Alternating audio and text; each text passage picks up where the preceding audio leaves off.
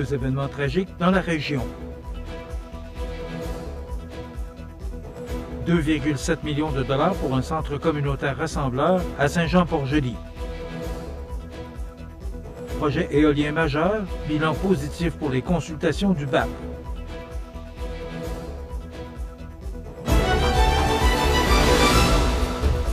Mercredi 16 juillet 2025. Bonjour mesdames et messieurs, bienvenue à votre bulletin régional sur le réseau de télévision CMA TV.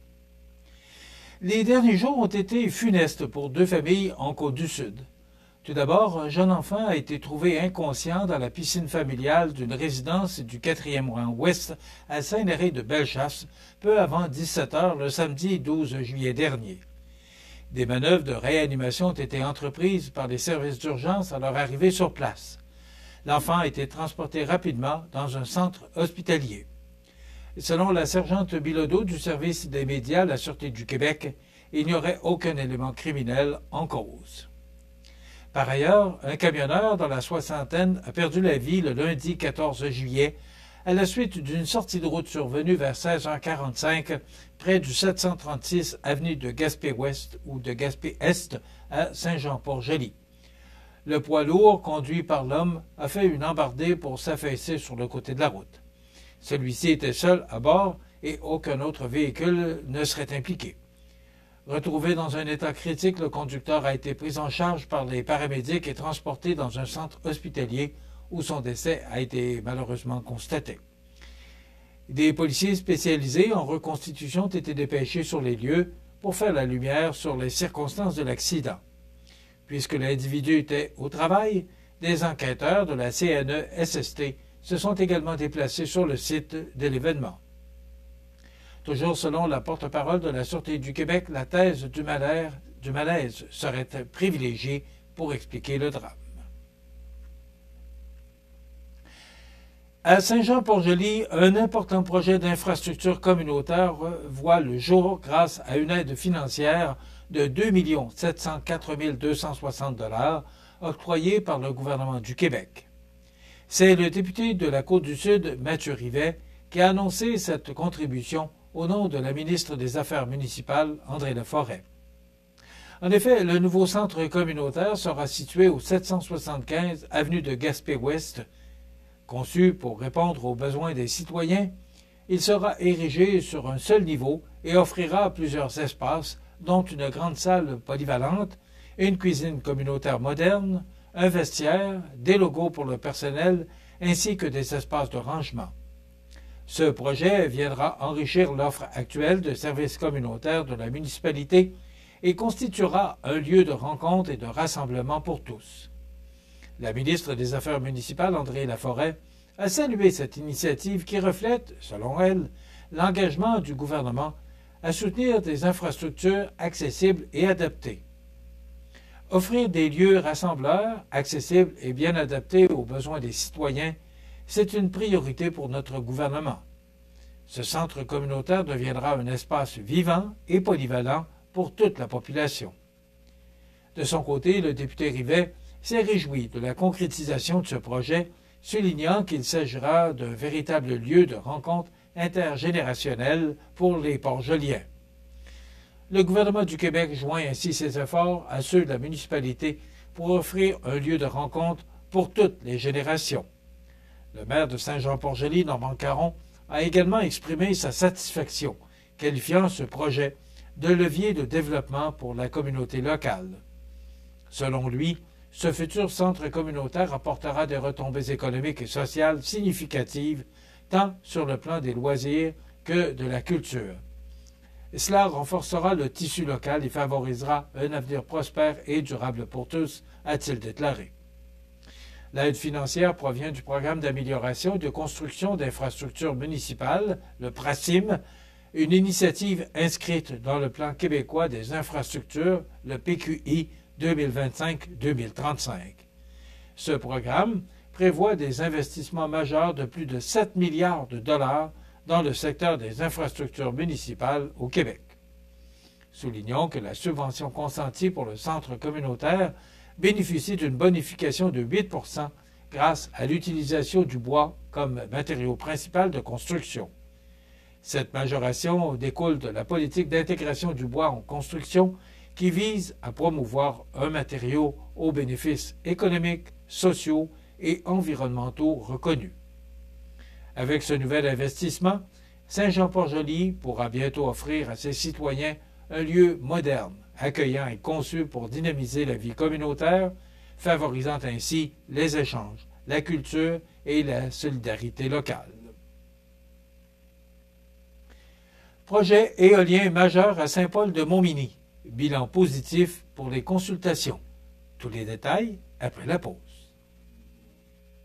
Le restaurant Pizzeria Porto Bellissimo, un incontournable à Saint-Jean-Port-Joli. Pizza débordante de garniture, menu varié et abordable. Délicieux dessert avec des produits de grande qualité des gâteries de l'Ami. Porto Bellissimo et les gâteries de l'Ami, route de l'église à Saint-Jean-Port-Joli. Cet été, laissez-vous porter par la musique. Du 17 au 20 juillet, le Festival Guitare en Fête de Lille vous propose 15 spectacles, dont Tire le Coyote, Jelly Tapa et une soirée avec Beatles Studio à Alpha-Montquet. Bien en vente sur place, argent comptant seulement. Information guitaresenfête.com. Vous regardez CMA TV, le réseau de l'information sur la Côte-du-Sud. Le Bureau d'audience publique sur l'environnement, le BAP, dresse un bilan positif des consultations publiques tenues récemment sur les projets de parcs éoliens à Saint-Paul-de-Montmagny et dans la forêt domaniale sur le territoire de la MRC de Montmagny. 6 séances publiques ont eu lieu les 10 et 11 juin ainsi que les 8 et 9 juillet derniers à Montmagny.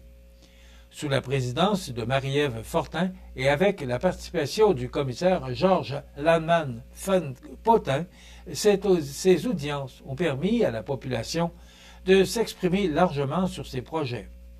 Pas moins de 57 participants se sont présentés pour poser des questions et faire part de leurs préoccupations. Les échanges ont porté sur plusieurs enjeux sensibles, notamment l'acceptabilité sociale des projets, l'emplacement des éoliennes, les effets potentiels sur la santé et les impacts environnementaux, dont ceux sur la faune aviaire. La seconde partie des audiences a permis aux citoyens d'exprimer directement leurs opinions sur ces projets énergétiques. Outre la participation aux séances publiques, le BAP a reçu 77 mémoires, 18 commentaires écrits et 3 images commentées, démontrant l'intérêt marqué de la population pour ces projets et la volonté de s'impliquer dans les décisions qui auront un impact sur leur milieu de vie. Le BAP remercie d'ailleurs chaleureusement tous ceux et celles qui ont contribué à enrichir cette démarche démocratique et rappelle que son rapport final sur ces projets sera rendu public au plus tard le 24 octobre prochain. Depuis sa création en 1978, le BAP joue un rôle clé dans l'information, la consultation et la réflexion sur les projets qui touchent l'environnement et la qualité de vie des citoyens. Organisme indépendant, il conseille le gouvernement pour l'aider à prendre des décisions éclairées et en phase avec les préoccupations du milieu. Pour rester informé, la population est invitée à suivre le Bureau d'audience publique sur l'environnement sur ses réseaux sociaux, à s'abonner à son infolettre L'heure juste et à découvrir Projet Scarabée, une bande dessinée qui vulgarise, avec humour et pédagogie, le processus de consultation publique. Le Kamouraska se prépare à accueillir un événement inédit, soit une toute première journée de l'habitation qui se tiendra le 25 septembre prochain de 8h30 à 15h au Centre socio-culturel de Saint-Pascal.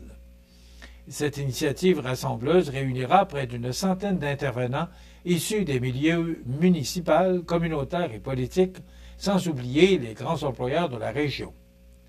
Ensemble, ces acteurs clés viendront réfléchir et échanger sur les enjeux cruciaux liés au logement dans notre territoire. Sous le thème évocateur « Se connaître », cette journée vise à stimuler la rencontre et la collaboration entre les différents partenaires régionaux. Les participants auront notamment l'occasion de découvrir le comité régional en habitation, dont la mission est de coordonner les actions pour répondre aux besoins locaux. De plus, les actions planifiées pour l'année 2025 seront dévoilées en exclusivité lors de l'événement. La programmation prévoit également des présentations variées de partenaires engagés dans le développement du logement, des ateliers thématiques et des périodes de discussion interactive. Ces moments privilégiés permettront à tous de réfléchir collectivement à des solutions concrètes pour améliorer l'offre résidentielle et répondre aux défis actuels du marché de l'habitation au Kamouraska. Cet événement d'envergure régionale est rendu possible grâce au soutien financier du ministère des Affaires municipales et de l'Habitation par l'intermédiaire du Fonds Régions et Ruralité, volet 1, soutien au rayonnement des régions, une contribution essentielle pour appuyer le dynamisme du Kamouraska.